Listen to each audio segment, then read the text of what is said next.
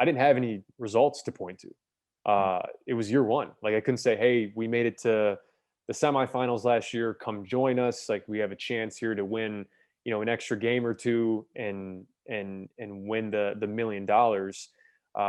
So it was really just being able to pitch these guys on what the team was going to look like, what the pieces were going to be, what kind of the mission was. And then schematically from an offensive and defensive standpoint, are we going to have pieces that complement each other?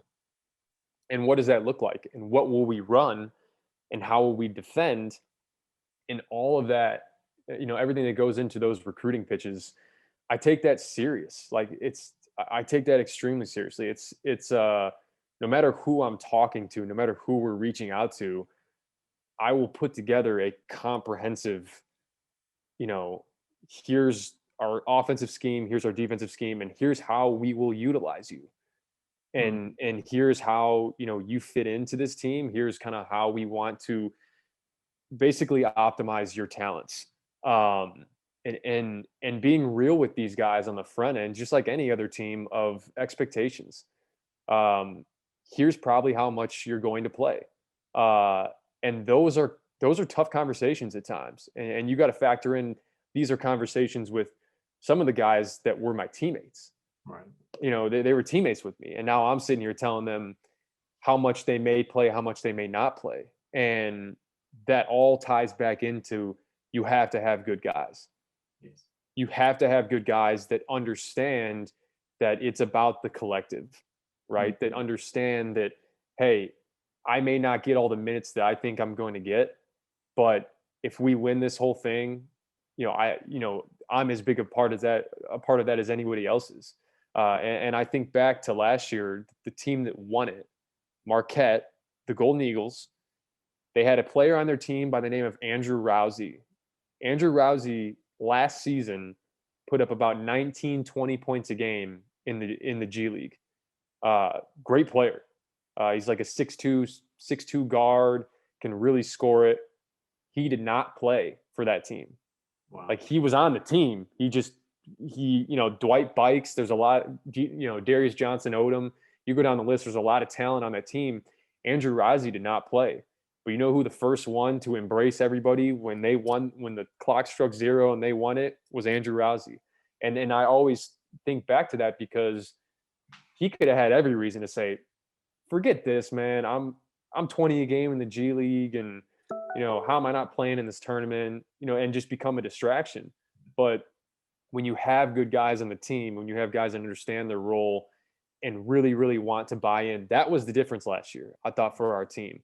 Yes, we tried to put everyone in position to be successful.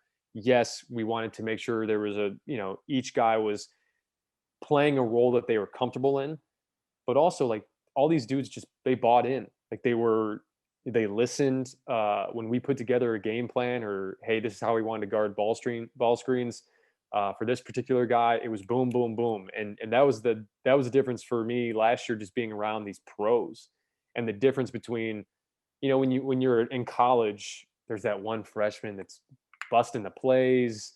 Yeah. Now we got to run it again. But for some of these guys overseas, you bust a play in practice, you get cut, you get sent home. So it's crazy. And the busting a flight home afterwards. Yeah, you'll be back in Chicago in no time. And that was when it really dawned on me, like the organization aspect of it.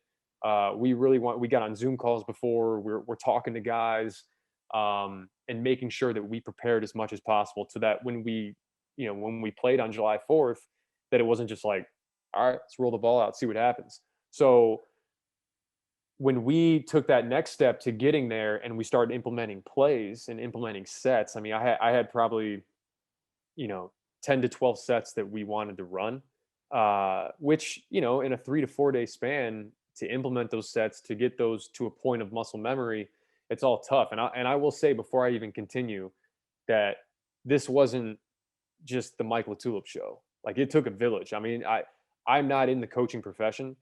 So the people that I know that are in the coaching profession, college coaching, like, I wanted to use them as a resource. And whether that was James Herring, who was my GA at Illinois, who's now an assistant coach at Radford, was a Dobo at Dayton. Jamal Walker, who was an assistant at Illinois. A lot of coaches that I knew from Wright State. Just anybody that was kind of in that coaching tree, and anyone that I could pick their brain and say, hey, what do you think of this? This is like it took a village, really. And when we got to implementing these set plays at training camp, the light bulb moment for me was when I drew up the first play, relatively intricate play. It wasn't just like, hey, high ball screen and play. It was a pretty intricate play. And those dudes, first time, got it.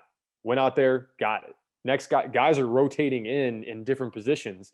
And we didn't have to run it multiple times, like if a guy forgot it.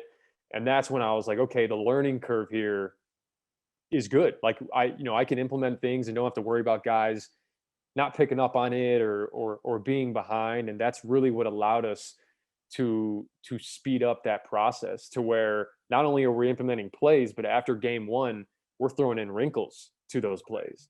Like, boom, this is, they're guarding Mike Dom a certain way, they're guarding Malcolm a certain way. So once they sit on this screen, we're going to have him ripping off on the other side.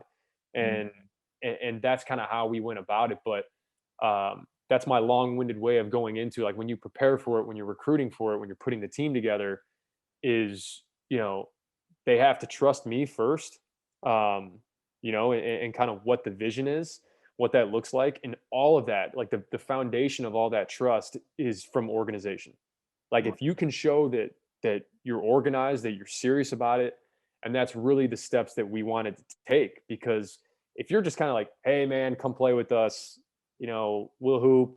Hey, you got anybody else that wants to join the team? Cool. All right, cool. We'll put it together and we'll all roll the ball in Columbus. Like, I want it to be worth these guys' time. Like, they already just spent 10 months overseas. So if they're taking time out of their summer to come play with us, I don't take that lightly. I want it to be worth their time. So that's my long-winded way of going about how we put together a team. And at least this year in year two, like, we have results to point to.